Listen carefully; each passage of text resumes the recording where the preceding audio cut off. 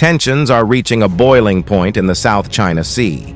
In a dramatic escalation, the United States has sent warships to assist the Philippines after an alarming standoff with Chinese vessels around Scarborough Shoal. This pivotal move has not only intensified regional disputes, but also brought global attention to the volatile waters of the South China Sea. Stay tuned as we uncover the full story behind these developments, what it means for global politics, and the potential outcomes of this high-stakes situation.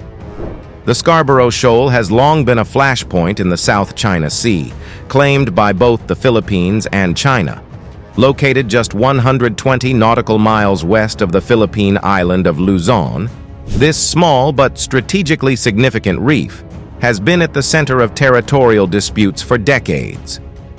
While international law recognizes the Philippines' claim under the United Nations Convention on the Law of the Sea, UNCLOS, China asserts sovereignty based on its expansive 9-dash line, a claim widely regarded as controversial and legally unsupported.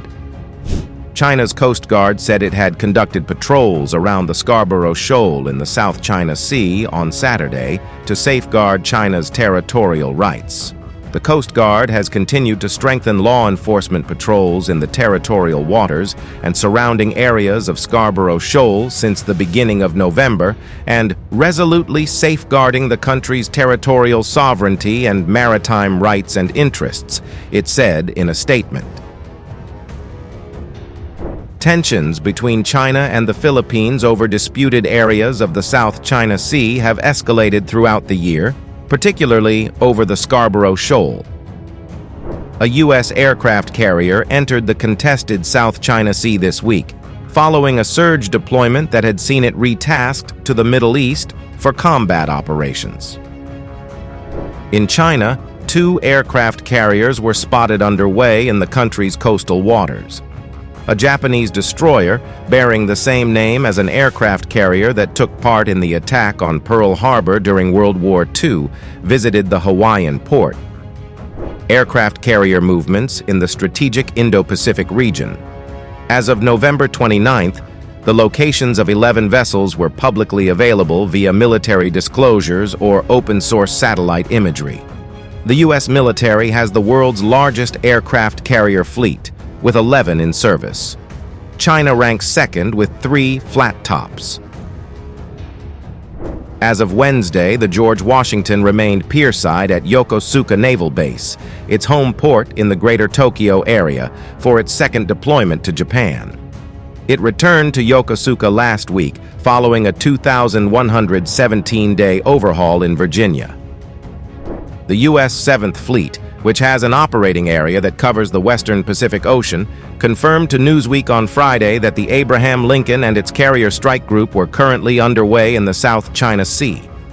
The naval group transited eastward through the Singapore Strait on Wednesday night following separate port visits in Thailand, Malaysia, and Singapore.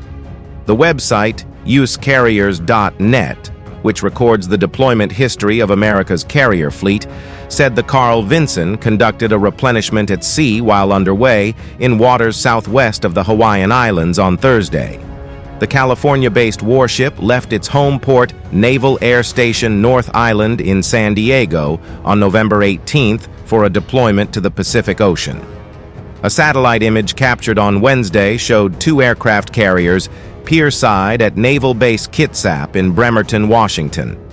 Photos taken by the U.S. Navy and by a local photographer confirmed that the 2 flat tops were the Ronald Reagan and the Nimitz. There was 1 aircraft carrier moored at North Island as of Thursday, according to available satellite imagery.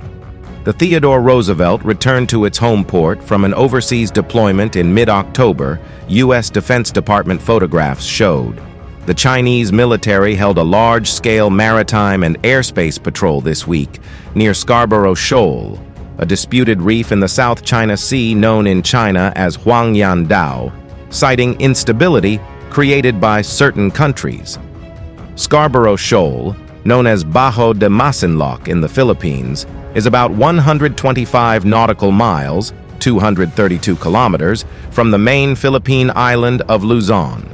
China now effectively controls it, even though a landmark international arbitration case in 2016 rejected Beijing's claims to most of the South China Sea. The People's Liberation Army, or PLA, Southern Theater Command, responsible for the contested waterway, said in a statement on Thursday that Navy and Air Forces were taking part in the routine training, which included reconnaissance and early warning, and maritime and airspace patrol near the shoal. The Abraham Lincoln Carrier Strike Group also includes Arleigh Burke-class guided missile destroyer USS Frank E. Peterson, Jr., and destroyers USS Spruance and USS Michael Murphy. The destroyers have just visited Thailand and Singapore and are now underway conducting routine operations in the U.S. 7th Fleet area of operations, the U.S. Navy said. USS Abraham Lincoln is the 5th aircraft carrier of the Nimitz class that comprises the largest warships in the world. The U.S. 7th Fleet is the U.S. Navy's largest forward-deployed fleet, with a continuous presence in the Indo-Pacific for more than 75 years. The Navy said in a news release that the fleet routinely interacts and operates with allies and partners in preserving a free and open Indo-Pacific region. In its statement, the PLA Southern Theater Command criticized certain countries from outside the region that were stirring up trouble and creating instability in the South China Sea, but did not name any country. It reiterated that China has indisputable sovereignty over Huangyandao and its surrounding waters, and that Chinese troops would resolutely defend national sovereignty and maritime rights. The international community has been closely watching these developments. While the U.S. has called for restraint, it has also urged its allies to support the Philippines. Meanwhile, China has accused the United States of meddling in regional affairs, labeling the deployment of warships as a provocative act. ASEAN nations, caught between economic ties with China and security ties with the U.S., face increasing pressure to take a stand. As the situation unfolds, the stakes couldn't be higher. The South China Sea dispute is more than just a territorial squabble. It's a test of international law, regional cooperation, and the balance of power in the 21st century. What do you think about the U.S. deployment? Could this lead to a peaceful resolution or further escalate tensions? Let us know your thoughts in the comments below. Don't forget to like, share, and subscribe for more updates on global issues. Thanks for watching.